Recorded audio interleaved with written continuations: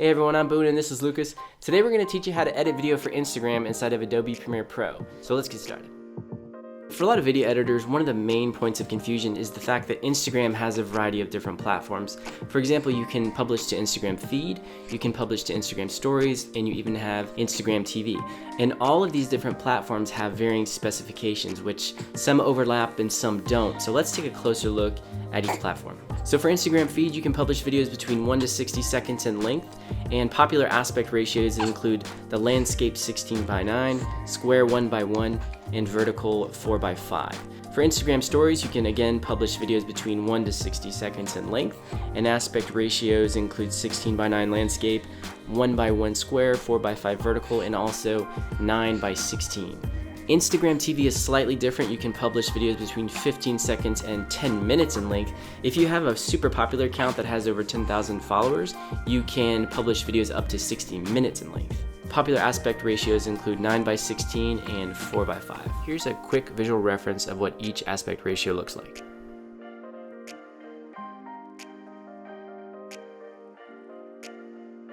So if you're going to be publishing regularly to Instagram, it makes sense to create these custom sequence presets. And this way, if you create these presets, every time you go to edit, you just select the sequence preset and you edit for the desired platform. So let's take a look at how we can create one. First, go to File, New Sequence, and then in the New Sequence dialog box, click on the Settings tab. Here's where you can type in the custom specs to match the desired platform. Now, since I'm working with 1920 by 1080 source footage, these resolutions are going to work the best for every aspect ratio. For 1:1, I'm going to use 1080 by 1080. For 4:5, I'm going to do 864 by 1080 pixels. And for 9:16, I'm going to do 900 by 1600 pixels.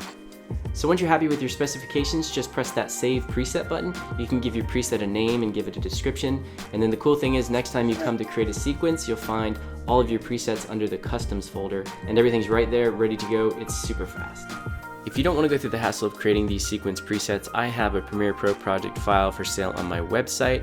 You can purchase that for CS6 or the latest version of Premiere. It has all these sequences pre-made, and I'll provide the link in the description below. So many times when you're working on a deadline, you might not have time to create these custom sequence presets specifically for Instagram. A lot of times Instagram is kind of an afterthought for some productions. And if you're in that situation, that's fine because you can do everything inside of export settings.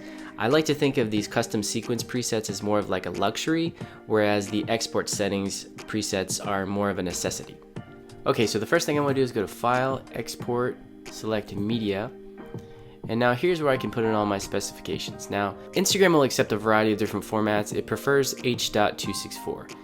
Now we can go down here to the Video tab, and here's where I'll put in all the specifications. Now, it's currently set to match source, so I can check these boxes here and then change. Now with width and height, this is basically the resolution, and this is going to relate to those aspect ratio settings that I referenced before. So if we want to do Instagram stories, for example, I can change this from 900, and actually this is set to automatically constrain proportions. We don't want it to do that. So I'm going to turn that off, then I'm going to set my height to 1600. Now if you see, it's automatically scaling this to fit the sides. To change that, I can go over to source scaling, and I can do scale to fill, and that will save in the export preset when I save it, which is very cool. Now I'm going to go down here. For frame rate, I can leave that where it's at. I want my field order to be progressive, which it is already set at that, and I want my aspect to be square pixels, which again, that's already set up. Now for bitrate, I can bring this a bit down if I want, to bring it down to 8. Now you can kind of play with this. Now with bitrate, the higher you bring it up, the larger your file size is going to be, but the higher the quality will be. And in contrast, the lower you take this, the smaller the file size will be, but the less quality you'll have. So it's a balance that you're playing.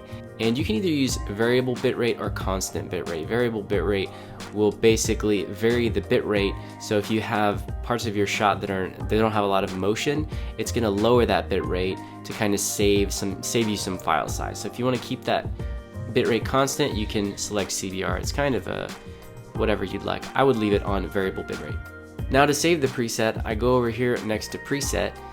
I can click Save Preset, and now I can type in Instagram 9:16 aspect ratio. And then I can simply repeat this step for all the different resolutions for each particular platform. And then next time when I come into my export settings dialog box, as long as I have the H.264 format selected, my preset is going to be saved at the top with all of my other custom presets.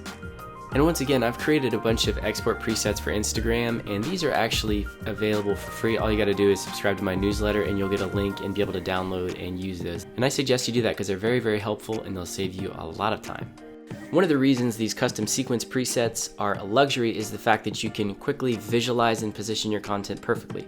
You can get everything right where you want it. You can see what it's going to look like before you export it. If you're just using the export presets, you can't really see what's going on until you export it. So positioning that content, let's say for instance you're working in a 16:9 sequence. Let's say you're working in a 16:9 sequence and you're exporting something for a 9:16 Instagram story. Some things might not show up in the frame properly. So for this purpose, I use overlays. Now, one of the cool ways that I create an overlay is simply by creating a color map. I can type in a custom resolution matching my Instagram platforms, and then I can simply drag and overlay those on my sequence, turn the opacity down, and now I have a good visual of what my content is going to look like on Instagram, and I can perfectly position that in my sequence. Another big point of confusion for editors is how do you get that content from your desktop to your mobile device to publish to Instagram? Because for a lot of workflows, you can't publish to Instagram directly from a desktop environment. So one way that you can do that is through applications. I use Google Drive. I simply take that content that I exported to my desktop, upload it to my Google Drive via my web browser. Then I use the Google Drive app on my mobile device and I access it that way to publish to Instagram. You can also use Dropbox, or if you're an Apple user, you can use AirDrop. So I find it really interesting when you watch these videos giving tips about how to edit for vertical video formats, and you find a ton of negativity. You find like these people that are anti-vertical video people, which is really funny. And I think their main complaint is that it can be very difficult to figure out how to use a 16:9 clip, like a landscape clip, in a 9:16 aspect ratio or vertical format. But I completely disagree with this. I think that there are a ton of different options. You just need to find creative ways to use that vertical space. So first of all, you can creatively use borders and you can position content. Here I've duplicated the same clip and I've just changed the size of one clip, and you can slightly offset them. Or you could use like a close-up shot in conjunction with a wide shot and then position them in different parts of the vertical space. Also, if you're just using one clip and you have a lot of like kind of empty space, you can throw graphic elements in there such as text or whatever else you'd like. And last but not least, if you really want to fill up that space, you can animate the scale and position and or rotation of your clip.